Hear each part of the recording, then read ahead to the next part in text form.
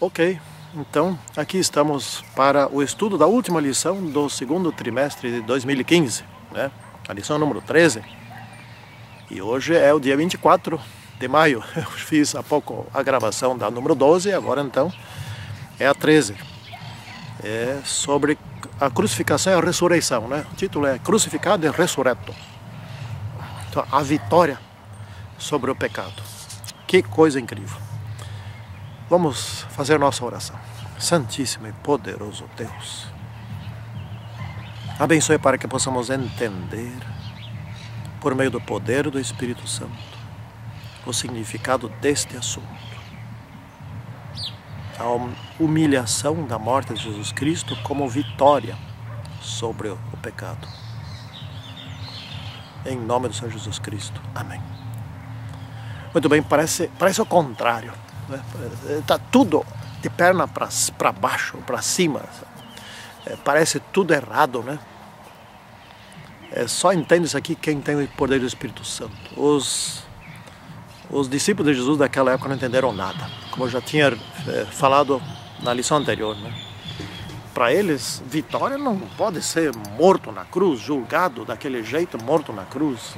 Não, isso não podia ser vitória, isso é derrota total, né? E essa era a vitória. Aqui o verso de Lucas 24:7 diz assim: importa que o Filho do Homem seja entregue nas mãos de pecadores, seja crucificado, ressuscite ao terceiro dia, né? Então era assim que tinha que ser. Jesus desde os 12 anos entendeu que esse seria a sua história. Entendeu que ele era o Filho de Deus, que ele não era um ser humano qualquer, que ele era como um ser humano qualquer, mas Filho de Deus, né? E que viera para morrer. Ele era aquele cordeiro que sacrificavam lá, né? Então, essa é a grande questão. A cruz era inevitável. E ele falou sobre isso várias vezes durante o seu ministério, mas eles não entenderam. No Getsemane, a luta entre o mal e o bem. A gente geralmente diz entre o bem e o mal, tá? Tudo bem. Mas quem começou a luta foi o mal. Quem se revoltou foi o mal. Não foi o bem que começou uma guerra contra o mal, porque nunca o bem conseguiria fazer uma guerra contra o mal, porque não existiria mal, né? Tinha que surgir o mal contra o bem, e nunca o bem contra o mal, que não existe. Então, é a luta entre o mal e o bem.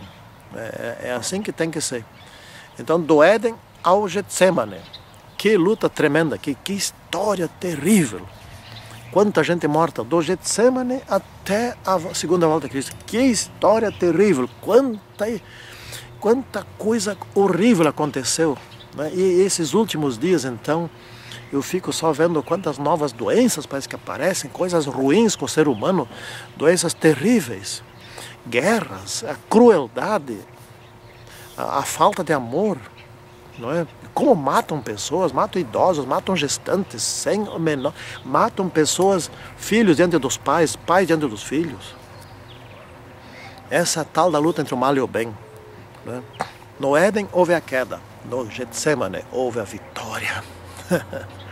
E na segunda vinda vai haver a glória, né? Essa que é a grande.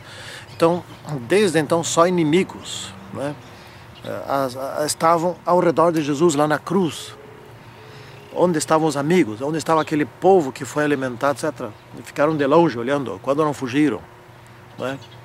E gritavam muitos desses que ainda se alimentaram de Jesus, do pão e o peixe, que viram milagres: crucifica-o, crucifique-o.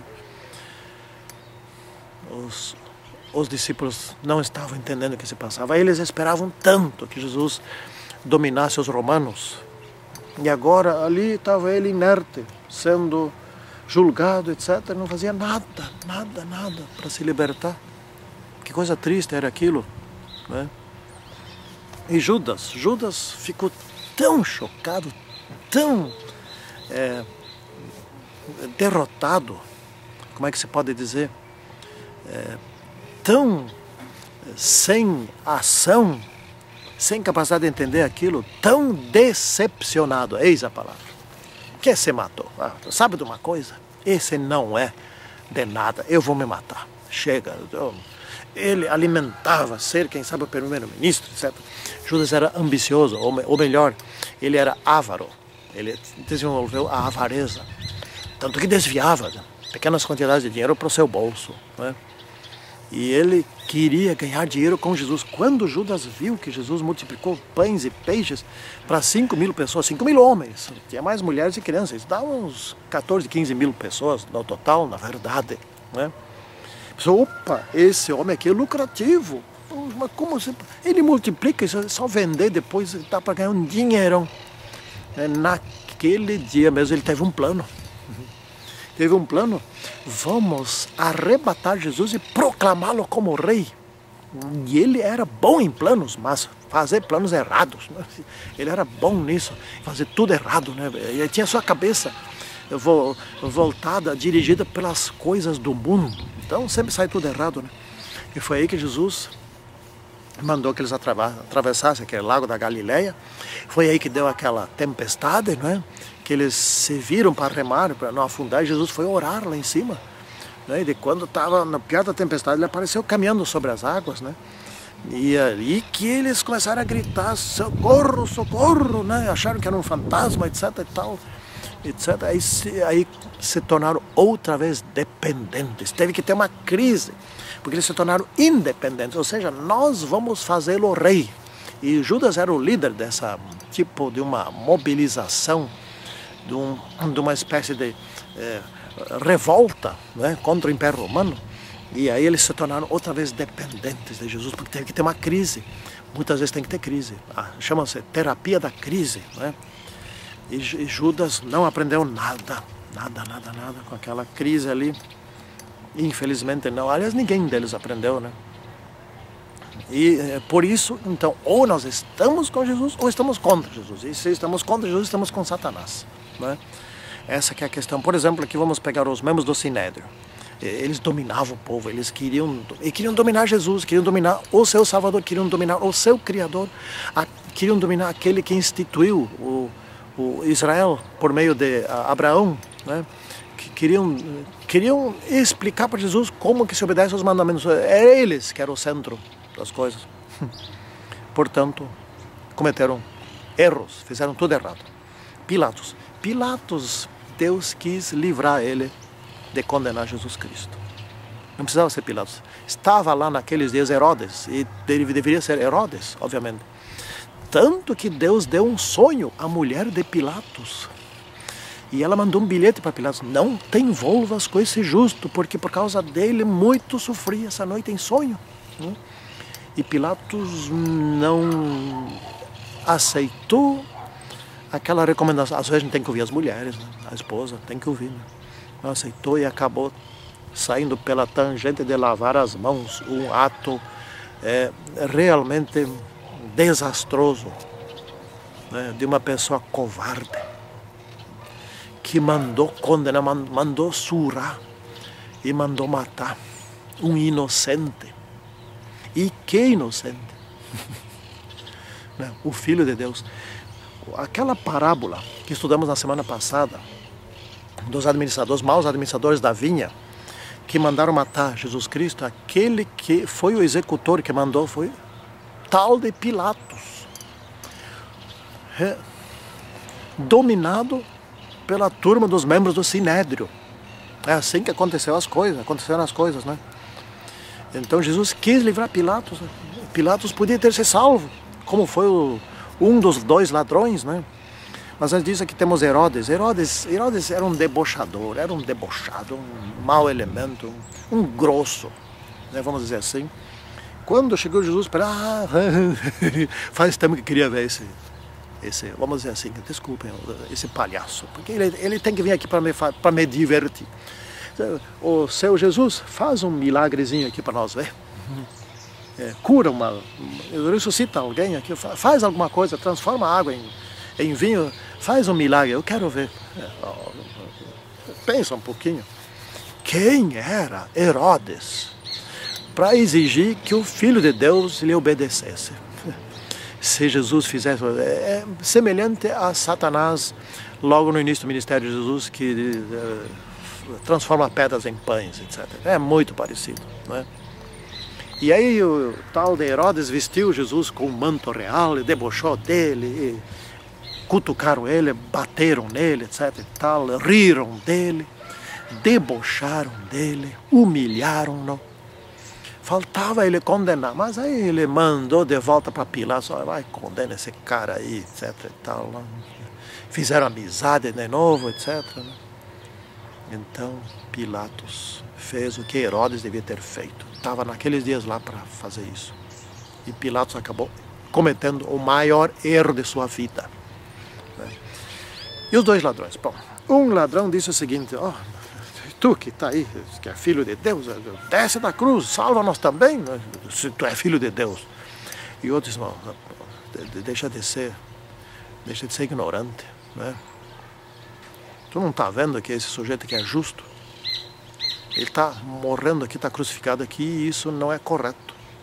Nós sim, nós somos ladrões, nós roubamos, nós somos criminosos, nós é justo que morramos aqui na cruz, esse não.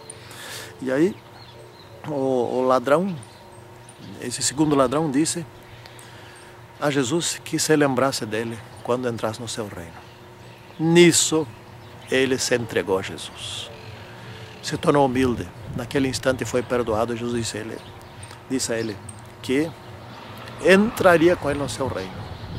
Não naquele dia, porque naquele dia Jesus morreu, e no outro dia seguinte, sábado, Jesus ainda continuou morto, ele só ressuscitou no terceiro dia. Como é que entrar no reino naquele dia, estando morto, né?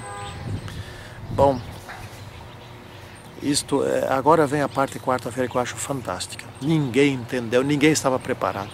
Então quando Jesus morreu, logo depois de morto, eles foram lá, requisitaram o corpo dele e levaram ele para embalsamar, né?